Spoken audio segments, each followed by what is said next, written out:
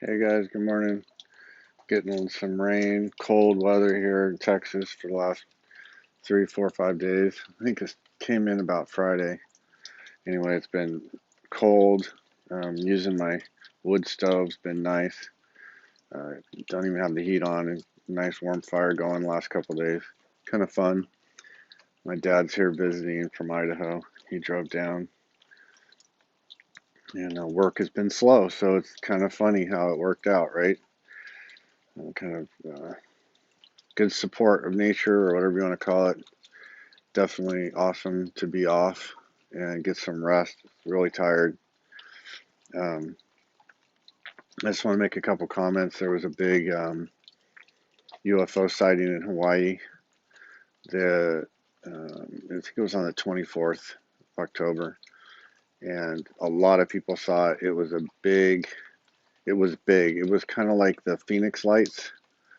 I don't know remember when that happened, but it was a big UFO sightings in Phoenix, Arizona, and thousands of people saw it. And the governor of the state even came out and they did like a little thing talking about it. And then they made this big joke out of it. And these aliens came out and they had to make it, they want our knee jerk reaction to be, oh, that's you know, laugh. Haha, it's funny. Not real. Can't be real. Can't possibly be real. Anyway, this is a big sighting, and there's sightings every day. I follow a guy on Twitter that posts stuff every single day, and Kabumar, Kab, and he posts stuff a lot. Anyway, there's a lot going on just with that stuff alone. A lot of disclosure happening. It's been happening for a while, but now it's really ramping up. And I listened to James Gilliand. He did a interview and was talking about, um, he's always talking the East Seti Ranch out in Washington, where they get a lot of sightings and daily and a lot of interesting experiences. But another thing I was looking at was this. I follow a guy named Praveen Mohan, and he's from India, and he does a lot of archaeological stuff. But he's been looking into this Angkor Wat, which is in Cambodia, and doing a bunch of videos on it, and it's just fascinating. Um, they're always claiming that these temples are, 1,200 years old or 900 years old, and it's just not possible that that they didn't have the technology 900 years ago to build something, these extremely amazing structures. They can't even do it now. And anyway, he's saying this temple could be 1 million years old. They don't honestly know. And they have carvings of a two tusks, well, four tusks on an elephant. And he said those elephants they've got archaeological evidence that those are around 2 million years old and they went extinct. And there was another animal that they have carved on one of the reliefs that was, that's been extinct for 1 million years. So how did they know what these animals were unless they could time travel? And maybe they could, but it doesn't make sense. There's just so many things like that going on. And then we've got all the Biden stuff going on. There was a big interview with Tucker Carlson and a guy who was basically business partners with Hunter Biden, and I mean it's all a big, it's all a big racketeering scheme. They're using these countries to make themselves wealthy, selling out our country to do it. They're traders. Um, so that's interesting that that's coming out right before the election. I think everything's been timed. The thing that resonates to me the most is that none of this is happening by accident, and it's all being timed. And there's a certain protocol that is being followed to wake people up, and it takes time. It takes a long time when you've been under, you know, sedation. It takes time to wake up. And some people it takes a couple days, and imagine our whole society being under this state of mind control and, dumb down the water, the food, all the toxic chemicals, the pollution. I mean, it definitely has an effect on our ability to um, have consciousness, and they've used that much to their advantage to keep us asleep. And those that stuff's coming out now. It's going to wake people up. It's interesting, I have family members that are still holding on to the whole, the Democratic and all that party, and thinking that that's something good. And it's like I was telling my family yesterday. It's like we're in a battle of good versus evil. I mean, you can remove yourself. You can have a you know you can come at it from a state of detachment. That's okay. That's actually probably the best thing you can do, is have a state of detachment from it. But it's still a battle of good versus evil. And, I believe that it's our responsibility to stand up for what's right. Whether we have a sense of detachment or not, we should still stand up for what's right. And even more so, actually.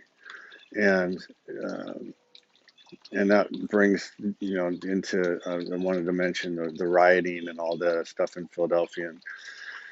And James Gilliam was talking about this too, about self-defense, and he had an interesting little story. So he had a neighbor or someone who was threatening him, and threatening him physically to shoot him and kill him and all this stuff. And he said he had a gun. He has like a double barrel shotgun that he just like inherited from family. And James is a real spiritual guy, and you know, but he's not the new agey spirituality. He's not the fake BS spirituality. And he said he was meditating. He was feeling conflicted because he was like, well, I don't want to have to go there. I don't want to have to, be violent. I don't want to have to basically have to defend himself. He didn't want to have to defend himself. And the he said he was sitting meditating, and he heard this voice tell him, buy the bullets, because he didn't have any bullets for his gun. And this voice said, it was loud, and it told him, buy the bullets. And I think that's important, that we remember that we have the right to self-defense, and it is not unspiritual or ungodly, or it's actually, in my opinion, it's ungodly to let someone do bad things to you. There's a story that Punjaji taught, or told, and this I might have told it before, but there's this master and his disciple, and they're walking home from going to the market or whatever, and these uh, three thugs start menacing them, calling them names, and getting physical with them, and um, they follow these guys. So they're basically trying to get away, and they get in a boat, and they're crossing this river, and the bad guys, the thugs, are coming behind them in a boat. Well, their boat capsizes, and they all drowned. And they get to the other side, and the they get out on the shore, and the master slaps the disciple in the face. And he said, oh my God, master, why would you do that? Why would you slap me in the face? He said, because if you would have intervened and stopped them on the other side, they never would have drowned in the river. And it's interesting, right? It's like, if we let things go too far, we get the things we're getting right now: the rioting, the destruction, the loss of innocent life, the loss of businesses, people who are hardworking, good people losing their businesses, and all in the name of political correctness. And they had a terror event in Europe, and I didn't watch the whole thing, but basically the security guard could have stopped the whole thing, and he didn't. And he said the reason he didn't stop it because he was afraid they would say he was a racist, and that he was, you know, attacking someone based on their race. And that's just a tragedy. They've the system controllers, they know that they can attack us. It's like the soft underbelly, right? Nobody wants to be um, called those things. And so they know that's our soft underbelly. They get us with that emotional um, bull crap, and they've used it to their advantage. But people are waking up now and seeing it. It's really a good thing. But yeah, I mean, we definitely have the right to self-defense. I carry a gun, not all the time, but I have a concealed carry permit, and I carry my gun. And I feel when I carry my gun, I actually do feel more calm and peaceful. I know it sounds crazy. You think, oh, you got a gun, and oh, that's dangerous, and but I don't feel that way at all. I feel actually very protected and safe, especially when I'm with my family, because a regular average guy is not going to have the strength and power. It's not like a kung fu movie where you can take on 5 people. Just not going to be able to do it. And even if you've got lots of training, you're still not going to be able to do it. And so it's our imperative to defend ourselves, and we have the right to do that on a spiritual level. And I think it's important to remind people of that, because there's a lot of new agey bull crap that's been pushed and telling people that they can, oh, you shouldn't be, this and that, and you shouldn't have violent thoughts, and you shouldn't, basically you shouldn't defend yourself. And that's wrong, totally wrong. And sometimes the enemy, you have to meet the enemy on the battlefield. It's like that vision I had the other day of the field of battle. And right now we're in a field of battle. And if you're in a physical form, you're on the field. You're on the field. Maybe you aren't, running around with a sign. Maybe you're not running around, protesting.